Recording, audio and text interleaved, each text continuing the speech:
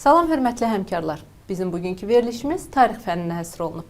Biz bugün Ramil Tanrıverdinin təqdimatında Azərbaycan Xalq Cümhuriyyəti mövzusu və ona dair müxtəlif test tapşırıqlarının izahı ilə tanış olacağıq. Salam Ramil müəllim. Salam. Ramil müəllim, sizdən xahişimiz Azərbaycan Xalq Cümhuriyyəti mövzusuna dair müxtəlif məlumatların çatdırılması və həmçinin test tapşırıqlarının izah olunması ilə əlaqəlidir. Buyurun. Çox sağ olun. Birinci olaraq onu nəzərə çatdırmaq istəyirəm ki, Azərbaycan Xalq Cümhuriyyəti Azərbaycan tarixinin ən parlaq, şərəfli səhifələrindən biridir. Bildiyimiz kimi uzun müddət Çar Rusiyasının işğalından sonra Azərbaycan Xalq Cümhuriyyətinin qurulması bizim tariximizdə xüsusi yer tutduğu üçün müxtəlif demək bu mövzu ilə bağlı olan suallardan geniş şəkildə istifadə olunur. İndi bizim əsas məqsədimiz Xalq Cümhuriyyəti ilə bağlı olan mövzulara niyə bu qədər diqqət edirik? Çünki daha geniş yer verilib Azərbaycan tarixi hissəsində və bunun üçün də testlərin hazırlanmasında xüsusi bəzi kilit nöqtələr var. Onları indi diqqətə çatdırmaq istəyirəm. Biz Azərbaycan Xalq Cümhuriyyətinin idarə etmə formasını onun İstiqlal bəyannaməsinin olan maddələrdən artıq bilirik və testlərin hazırlanmasında, xüsusi test tapşırıqlarının hazırlanmasında əsasən bütün nüansları diqqət eləməliyik. Onlardan biri bilirik ki, Azərbaycan Xalq Cümhuriyyəti demək ki, qanunverici hakimiyyəti müəyyən dövrlərdə həm Milli Şurada, həm parlamentdə və bu iki dövrün aralıq dövründə müəyyən tarixi səbəblərə görə ikinci hökumət kabineti də bu fəaliyyəti göstəribdir. Bizim əsas diqqət eləyəcəyimiz hazırlanan testlərdə bu nüanslara diqqət eləmək lazımdır. Onların həm hazırladığımız bu cədvəldə, bu sxemin içərisində onların rəhbərləri də göstərilib, onlara da xüsusi diqqət eləməliyik. Bildiyimiz kimi Azərbaycan Xalq Cümhuriyyəti Tiflis şəhərində elan olunub və Milli Şuranın fəaliyyəti də məhz oradan başlayır. Amma Milli Şuranın biz fəaliyyətini tarix dərslərində və yaxud tarix dərslərimizdə iki hissəyə bölürük. Onlardan biri onun birinci fəaliyyət dövrü və ikinci fəaliyyət dövrü. Bu da niyə bu qədər önəmlidir? Çünki test tapşırıqlarında test müəlliflərinin xüsusi diqqət yetirdiyi əsas mövzulardan biridir ki, burada həm dövrləşməyə diqqət eləməliyik, həm də xüsusi demək hökumətlə fərqli xüsusiyyətlərinə diqqət eləmək. Səbəb nədən ibarətdir? Çünki hər bir müdavim abituriyentlərdə olduğu kimi istər-istəməz müəllim də Milli Şuranın hansı fəaliyyətlə məşğul olduğu, onun səlahiyyətlərinə nələr daxil olduğunu xüsusi demək ki, bilməlidir. Milli Şuranın hər iki fəaliyyət dövründə ona rəhbərlik eləyən Məhəmməd Əmin Rəsulzadə idi və buna da əsasən daha çox diqqət eləyirik. İkinci hökumət kabineti Azərbaycan Xalq Cümhuriyyətinin 5 hökumət kabinetindən daha çox tədbirlər görənlərdən biridir. Həm də ikinci hökumət kabinetinin qarşısında çox böyük tarixi bir səlahiyyət verilmişdi ki, o müəyyən müddət ərzində həm də qanunverici səlahiyyətləri yerinə yetirdi. İyun böhranı kimi tariximizə düşən bu hadisələrdən sonra Milli Şura öz səlahiyyətlərini müəyyən müddətdə icra etməsi üçün qanunverici səlahiyyətlərini ikinci hökumətə təqdim eləmişdi. Ona görə də biz test hazırlanmasında və yaxud testlərin yazılmasında bu nüanslara diqqət edirik. İkinci hökumət kabinetinin özünün fəaliyyət dövrü iyun ayından dekabr ayına qədər parlamentin fəaliyyətinin başlamasına qədər gedir. Ancaq ikinci hökumətin qanunverici fəaliyyət dövrü biraz qısadır. Çünki Milli Şura öz fəaliyyətini yenidən bərpa etdiyi zaman 16 noyabrda artıq onun bu qanunverici səlahiyyəti başa çatır. Azərbaycan parlamenti də bildiyimiz kimi 1918-ci ilin 7 dekabrından dövlətin süqutuna qədərki dövrdə fəaliyyət göstəribdir. Onun fəaliyyəti dövründə bir sıra qanunverici tədbirlər görülübdür. Düzdür, Əlimərdan bəy Topçubaşovun sədri olsa da onun fəaliyyətində çox da böyük vaxt sərf eləyə bilmədi. O, bildiyimiz kimi Azərbaycan Xalq Cümhuriyyətinin tanınması üçün Parisə göndərilən nümayəndə heyətinin tərkibində idi. Onun müavinləri bu vəzifəni onun adından icra eləyirlər. Azərbaycan Xalq Cümhuriyyəti hökumətləri 5 dəfə demək ki, dəyişilibdir. Yəni 5 hökumət yaradılıbdır. Onlardan birinci və ikinci və üçüncü hökumət kabinetlərinə Fətəli xan Xoyski rəhbərlik eləyir. Dördüncü və beşinci hökumət kabinetlərinə Nəsib bəy Yusifbəyli rəhbərlik eləyir. Ona görə də bu hökumətlərin tədbirlərinə və onların rəhbər şəxslərinin hansı səlahiyyətə malik olduqlarına və hansı tədbirlər görülməsində testlərin hazırlanmasında xüsusi diqqət yetirilməlidir. Azərbaycan Xalq Cümhuriyyətinin fəaliyyət dövrlərini əsasən 3 dövrə bölüb daha yaxşı öyrənə bilirik. Onun birinci fəaliyyət dövrü Tiflis dövrüdür. Daha sonra Gəncə və Bakı dövrləridir. Onlar da konkret olaraq müəyyən dövrləri əhatə etdiyi üçün testlərin hazırlanmasında və xüsusən MİQ imtahanlarında və yaxud tələbə qəbulu imtahanlarında və yaxud sertifikasiya imtahanlarında belə bir nüanslara diqqət olunur ki, onların hansı fəaliyyət dövründə hansı tədbirlər görülübdür.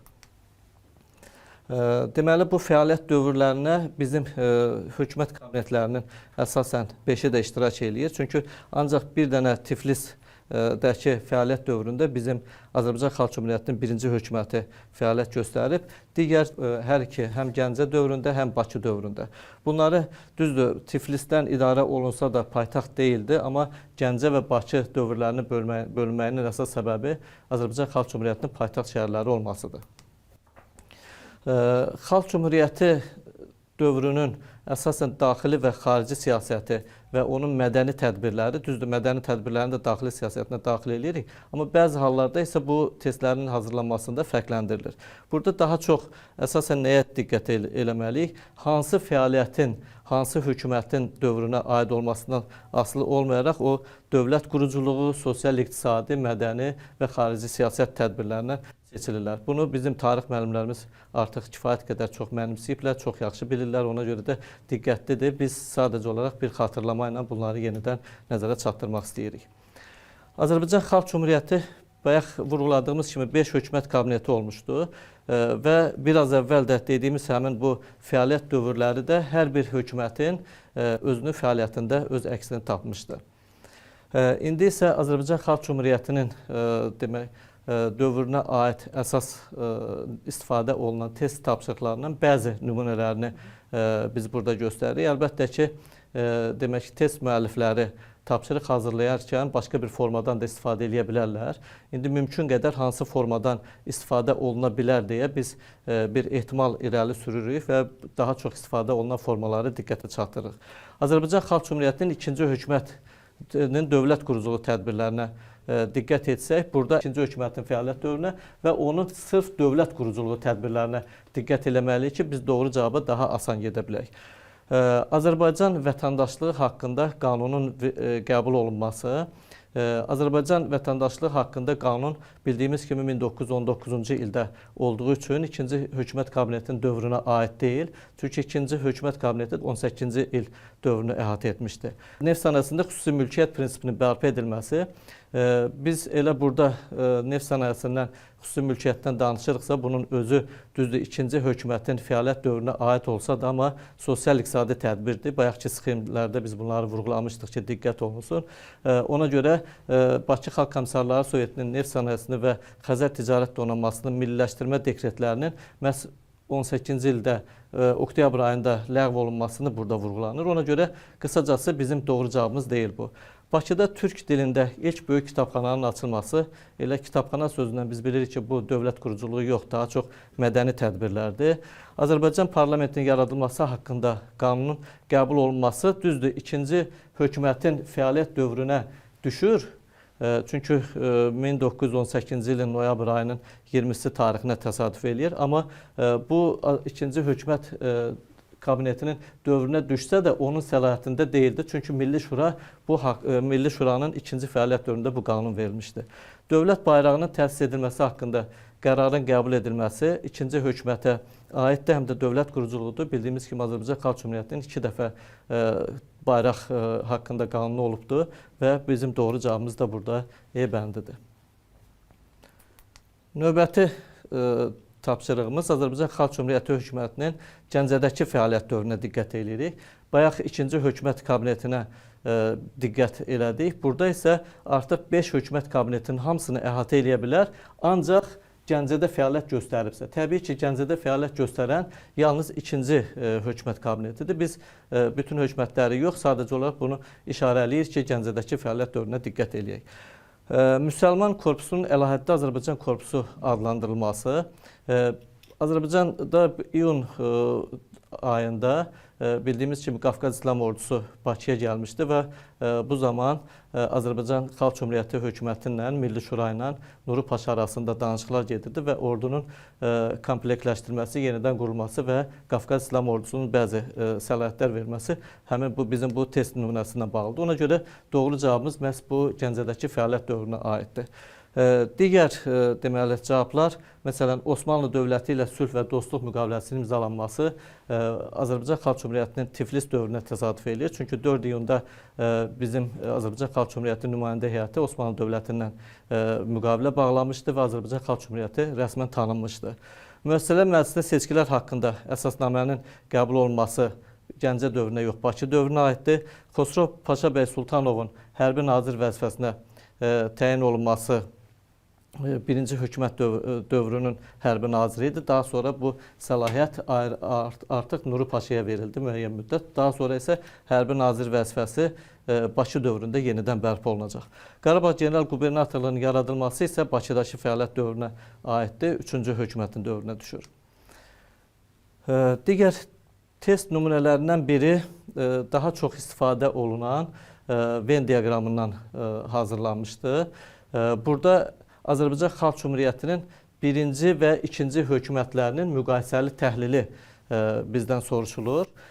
Mətbuat üzərində senzuranın ləğv olunması, bir dənə onu diqqətə çatdırım ki, daha burada biz sosial-iqtisadi, dövlət, mədəni və yaxud digər tədbirlərə fikir vermirik. Bütün tədbirlərin hamısını bütöv şəkildə götürə bilərik. Mətbuat üzərində senzuranın ləğv olunması ikinci hökumət kabinetinə aiddir. Fətəli xan Xoyskinin rəhbərliyi ilə təşkil olunması birinci, ikinci və hətta üçüncü hökumət kabinetinə rəhbərlik edən Fətəli xan Xoyski idi. Ona görə bu bizim ortaq demək ki, bəndimizdir. Baş qərargahın nəzdində əks-inqilabla mübarizə təşkilatı bunun heç biri nə birinci, nə ikinci hökumət kabinetinə aid deyil. Batum konferansda AXC-nin Osmanlı dövləti tərəfindən rəsmən tanınması isə birinci hökumətin dövründədir. Bayaqki testdə vurğulamışdıq. Batum müqaviləsindən Azərbaycan Xalq Cümhuriyyəti tanınmışdı. Bütün ibtidai tədris müəssisələrində təhsilin ana dilində aparılması qərarının verilməsi, bu isə deməli əsasən ikinci hökumətə aiddir. Ona görə doğru cavabımız bizim burada A bəndidir. Əslində bu test nümunəsindən də daha çox istifadə olunur. Forma baxımından digər testlərdən fərqlənir. Burada da yenə Xalq Cümhuriyyətinin dövlət quruculuğu, sosial-iqtisadi və mədəni tədbirlərini diqqətdə saxlayırıq. Amma burada isə hökumətlərin hansının dövründə olması bizim üçün o qədər də bu test üçün maraqlı deyil. Çünki bütövlükdə 5 hökumət kabinetini biz burada demək ki, götürə bilərik. Yerlərdə qəza, nahiyə və kənd inqilab komitələrinin yaradılması, ümumiyyətlə kənd inqilab komitələri Azərbaycan Xalq Cümhuriyyətinin fəaliyyətinə aid deyil. Azərbaycan Xalq Cümhuriyyətindən sonra qurulmuş Sovet Rusiyası tərəfindən işğaldan sonra Azərbaycan SSR-ə aiddir.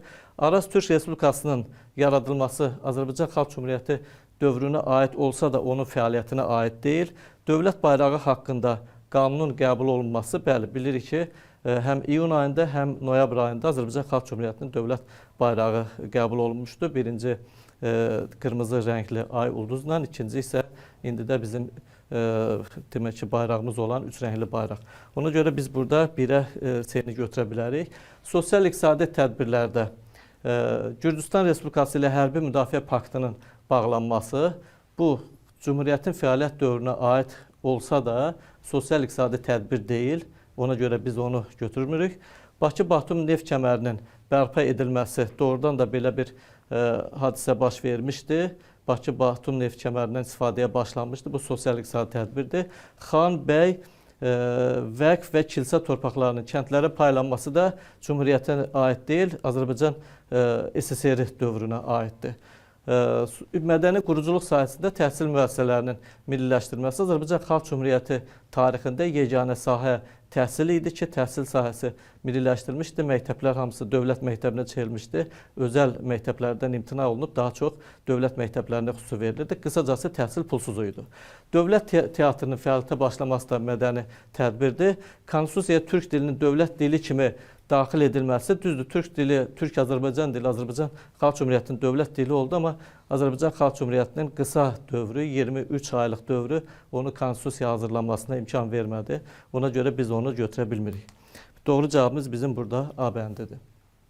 Azərbaycan Xalq Cümhuriyyətinə aid uyğunluğu isə başqa bir formasını görürük. Burada da sosial-iqtisadi, mədəni və ordu quruculuğu bayaqki test nümunəsindən oxşarlıq təşkil edir. Bir fərqi odur ki, burada ordu quruculuğu ayrıca nüans kimi göstərilir. Daha dövlət quruculuğu kimi yox, ayrıca ordu quruculuğu kimi diqqətdə saxlanılır.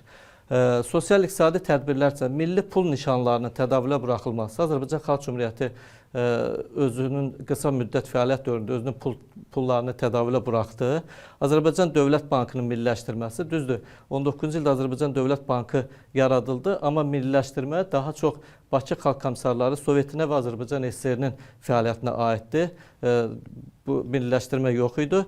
Neft mədənləri və zavodların sahibkarə qaytarılması, bu da sosial-iqtisadi tədbirdir. Çünki əvvəlki testdə də biz bu məsələ ilə bağlı danışmışdıq. 1918-ci ilin oktyabr ayının 5-də Azərbaycan Xalq Cümhuriyyəti Bakı Xalq Komissarları Sovetinin milliləşdirmə ilə bağlı dekretlərini ləğv eləmişdi. Neft mədənləri, hətta Xəzər Ticarət Donanması əvvəlki sahiblərinə geri qaytarılmışdı. Mədəni tədbirlər. Birinci Ümumİttifaq Türkoloji Qurultayının çağırılması. Bu qurultay Azərbaycan Xalq Cümhuriyyəti dövründə çağırılmayıb, Azərbaycan SSR dövründə olub, ona görə biz bunu götürmürük. Əlifba İslahat Komissiyasının yaradılması Azərbaycan Xalq Cümhuriyyəti dövrünə aiddir, həm də mədəni deməli tədbirlər içərisində götürə bilərik.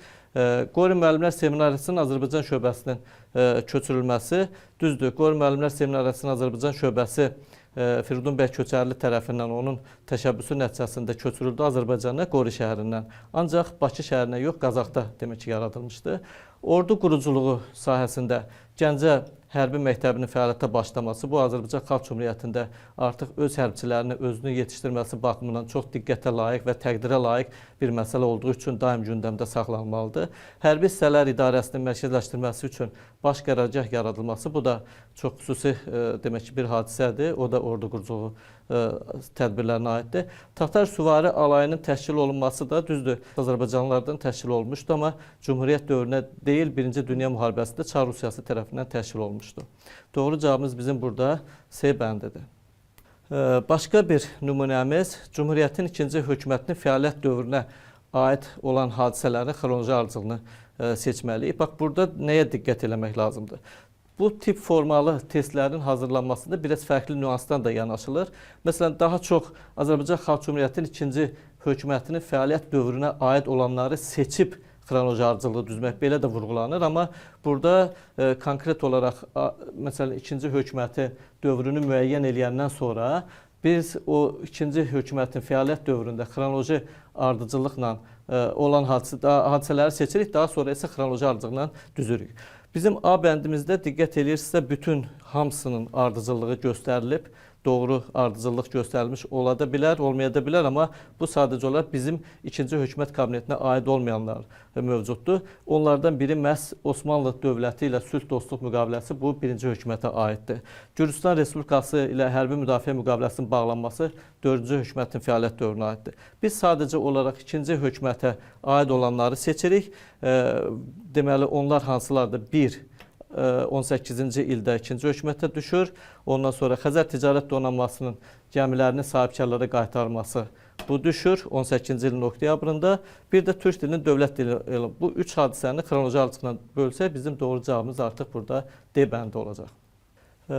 Növbəti bizim nümunəmiz Cümhuriyyətin parlamentinin fəaliyyətinə aiddir. Türk-Azərbaycan dilinin dövlət dili olması haqqında qərarın qəbul olunması dövründə hələ demək ki, ikinci hökumətin qanunvericilik fəaliyyətinə aiddir. Çünki Milli Şuradan müəyyən müddətdə qanunvericilik səlahiyyətlərini almışdı. Parlamentin, heç o dövrdə parlament hələ yaradılmamışdı. Bakı Dövlət Universitetinin təhsil edilməsi haqqında qanun bizim demək ki, doğma ali təhsil müəssisələrindən ilki olandır və bu elə məhz 19-cu ildə parlament tərəfindən bu qanun qəbul olunubdur. Gəncənin və Cəbrayılın tarixi adlarının bərpa olunması qərarının qəbul olunması bu daha çox bu yer adlarının dəyişdirilməsi qanunverici səlahiyyətə malik olmuş olsa da, amma bu Azərbaycan Xalq Cümhuriyyəti hökumətinin fəaliyyətinə aiddir. Bugün günümüzdə Azərbaycan Milli Məclisi səlahiyyətində bəzi belə bir xüsusiyyətlər var. Müəssisələr Məclisi seçkilər haqqında əsasnamənin tətbiqi barədə qanun qəbul olunması, bu əsasən bu dövrə demək ki, aiddir, yəni parlamentin fəaliyyətinə aiddir. Naxçıvan General Qubernatorunun yaradılması barədə qərar qəbul olması, bu isə 3-cü hökumət kabinetinin qərarıdır. Bizim doğru cavabımız burada C bəndidir, yəni 2 və 4. Bu tip test forması daha çox qapalı testlərdə düzdür. Mənbə tipli mövzulardan biz istifadə edirik, bu bizim təcrübəmizdə var. Azərbaycan Xalq Cümhuriyyətinin deməli, İstiqlal bəyannaməsindən götürülmüş müəyyən bir bənddir. Azərbaycan Xalq Cümhuriyyəti ən çox diqqət olunması nüanslardan biri millətindən, məzhəbindən, sinfindən və cinsindən asılı olmayaraq öz sərhədləri daxilində yaşayan bütün vətəndaşlara siyasi hüquqlar və vətəndaşlıq təmin edir.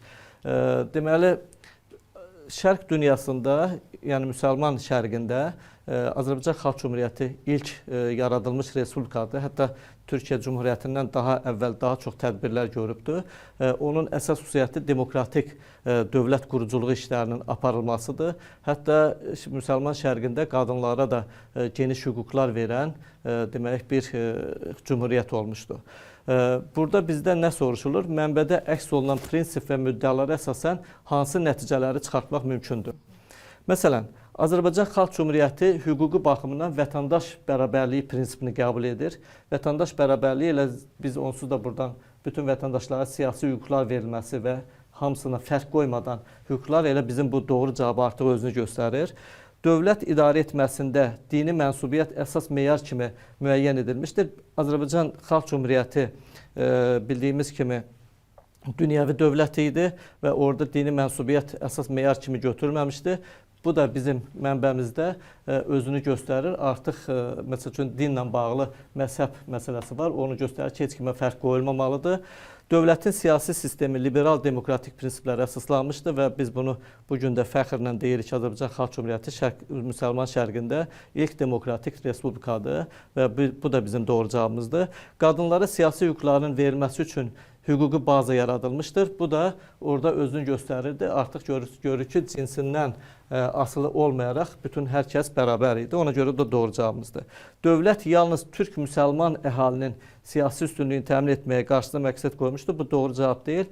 Azərbaycan Xalq Cümhuriyyəti tolerant bir dövlət idi.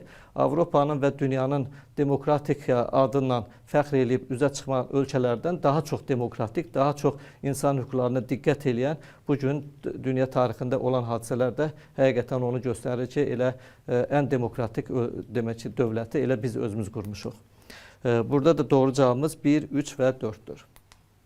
Növbəti test nümunəmiz daha çox səbəb-nəticə əlaqələrinə aid uyğunluğu tələb edir.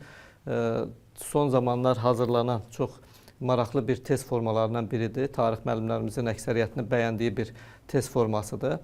Burada Qarabağın dağlıq hissəsində Azərbaycan hökumətinə qarşı ermənilərin qiyam qaldırması Cümhuriyyət dövründə nəyə gətirib çıxaracaq? 11-ci Qırmızı Ordunun Bakıya daxil olması üçün şərait yarandı. Burada A bəndinə General Thompsonun rəhbərliyi etdiyi İngilis qoşunlarının Bakını tərk etməsinin bir xeyli qabaqdır, bununla əlaqəsi yoxdur. Bakı və Dağıstan sərhədlərindən ordu hissələrinin Qarabağa göndərməsi. Bu Sovet Rusiyasının öz məkirli siyasətindən biri idi ki, hər zaman olduğu kimi bugün də eyni siyasəti davam etdirirdilər. Azərbaycanın Qarabağın dağlıq hissəsində, Azərbaycanın Qarabağ bölgəsinin dağlıq hissəsinə ermənilərin hücumlarını təşkil etdilər və Azərbaycan Xalq Cümhuriyyəti ərazi bütövlüyünü qorumaqdan ötürü məcbur qalıb bütün bölgə ərazisində olan ordu hissələrinin əsaslarını həmin bölgəyə yığmağa çalışdı və bizim demək olar ki, sərhəddə çox az sayda Rusiya ilə sərhəddi nəzərdə tuturam, az sayda demək ki, hərbi hissələrimiz qaldı və bu şərait Bakıya 11-ci Qızıl Ordunun yol açmasına gətirib çıxardı. Düzdür, burada bəzi bəhanələr də var ki, güya Anadoluya köməyə gedirlər, amma nəticə etibarilə bunun nəticəsidir ki, doğrudan da doğru cavab özünü göstərir burada. Bu test forması daha çox xəritədən istifadə olunsa da, burada bu xəritə bizim mənbə deyək ki, mənbəmiz kimi istifadə olunur. Niyə görə? Çünki Azərbaycan Xalq Cümhuriyyəti Paris konferansına öz nümayəndə heyətini göndərəndə məhz Əlimərdan bəy Tozbaşovun başçılığı altında olan nümayəndə heyəti Paris konferansında Azərbaycan Xalq Cümhuriyyətinin xəritəsini vermişdi. Bu xəritədən daha çox bizim dərslikdə də özünü göstərir, amma biz burada bunu mənbə kimi istifadə eləmişik. 19-cu ildə Paris Sülh konferansında təqdim olunmuş AXC-nin xəritəsinə və həmin dövrün geosiyasi vəziyyətinə əsasən aşağıdakı fikirlərdən hansılar doğrudur? Testin tələbi bundan ibarətdir. AXC cənub-qərbdən Türkiyə Respublikası, cənubdan isə Qacarlar ilə həmsərhəd idi. Burada diqqət olunası məqam odur ki, Azərbaycan Xalq Cümhuriyyətinin fəaliyyət dövründə Türkiyə Respublikası qurulmamışdı hələ. 1923-cü ildə aiddir. Ona görə biz buradan elə birinci olaraq ona baxıb biri sıradan çıxarırıq. Azərbaycan Xalq Cümhuriyyəti tərəfindən təqdim edilən rəsmi xəritədə, yəni bu xəritə nəzərdə tutulur, Naxçıvan, Zəngəzur və Qarabağ ölkənin ayrılmaz hissəsi kimi göstərilirdi. Diqqət olunsa, burada doğrudan da Azərbaycan həmin bu ərazilərdə özünün əsas hissəsi kimi qeyd edilibdir. Düzdür, bu xəritə orijinaldan fransız dilindən tərcümə olunmuş versiyasıdır, amma tarix müəllimlərimiz çox asanlıqla demək həmin xəritənin orijinalını da açıb baxa bilərlər. Azərbaycan Xalq Cümhuriyyətinin elan olunduğu gündən etibarən təqdim edilən xəritədə göstərilən bütün ərazi üzərində tam nəzarətə malik idi. Bu diqqət etdiksə burada elan olunduğu gündən etibarən yox, sonradan hazırlanmış bir xəritədir. Ona görə biz onu doğru cavab kimi götürə bilmirik. Ermənistandan fərqli olaraq Gürcüstan Respublikası ilə AXC arasında ərazi mübahisələri mövcud deyildi. Mövcud idi. Gürcüstan da Azərbaycanın bir sıra ərazilərini iddia eləyirdi. Düzdür, bu bizim ayrı mövzunun məsələsidir. Burada doğru cavabımız yalnız 2-dir. Doğru cavab burada 2-ni götürürük. Növbəti test formamız yenə Venn diaqramından istifadə etmişik. Bayaq yadınızdadırsa Azərbaycan Xalq Cümhuriyyətinin hökumətlərini müqayisə etmişdik. Burada isə Azərbaycan Xalq Cümhuriyyətində və Azərbaycan tarixində böyük rol oynamış tarixi şəxsiyyətləri müqayisəli təhlil edəcəyik. Azərbaycan Xalq Cümhuriyyətində müəyyən müddət qanunverici orqana rəhbərlik etməsi həm Məhəmməd Əmin Rəsulzadəyə, həm də Əlimərdan bəy Tozbaşova aiddir. Çünki Məhəmməd Əmin Rəsulzadə Milli Şuranın sədri olmuşdu. Qanunverici səlahiyyətə malik idi Milli Şura. Həm də Topçubaşov da parlamentin rəhbəri olmuşdu. O da qanunverici səlahiyyətə malik idi. Beynəlxalq konferansda AXC nümayəndə heyətinin tərkibində iştirak etməsi hər iki tarixi şəxsiyyətimiz beynəlxalq konferanslarda iştirak ediblər. Batum konferansında məhz Məhəmməd Əmin Rəsulzadə iştirak eləmişdi. Əlimərdan bəy Topçubaşovu da artıq çox danışdıq. Bu haqda Paris konferansında nümayəndə heyətinin hətta rəhbəri olmuşdu. Bu da bizim deməli hər ikisinə aid etdiyimiz cavabdır. AXC parlamentinin son iclasında hakimiyyətin bolşeviklərə verilməsinə qarşı çıxması, bunun haqqında yanılmıramsa artıq bir dənə yaxşı bir film də hazırlanıb, qısa metrajlı olmuş olsa da, Məhəmməd Əmin Rəsulzadənin parlamentdə son çıxışında kəskin şəkildə sosialistlərə, kommunistlərə hökumətin təhvil verməsinə etiraz edirdi və bayaqki test nümunəsində Bakıya gələn Rus ordusunun, Sovet 11-ci Qızıl Ordunun təsiri böyük idi, amma təəssüflər olsun ki, Məhəmməd Əmin Rəsulzadənin çıxışı, sərt çıxışı Cümhuriyyətimizin süqutunun qarşısını ala bilmədi. Biz bu tarixi gerçəkliyi təəssüf ki, yaşamış olduq. Azərbaycan nümayəndələrinin tələblərini əks etdirən memorandumun Wilsona təqdim edilməsi Paris konferansında nümayəndə heyəti Əlimərdan bəy Tozbaşov olduğu üçün elə bu memorandumu da o təqdim etmişdi. Ona görə bizim doğru cavabımız burada D bəndidir. Diqqətinizə görə təşəkkür edirik. Bütün sertifikasiya imtahanında iştirak edən tarix müəllimlərimizə uğurlar arzuluyoruz. Ramil müəllim, geniş izahınıza görə biz sizə təşəkkür edirik və mən əminəm ki, bu veriliş digər verilişlər kimi müəllimlər üçün çox faydalı olacaq və sertifikatlaşdırma imtahanında onlara dəstək olacaq. Minnətdarıq. Çox sağ olun.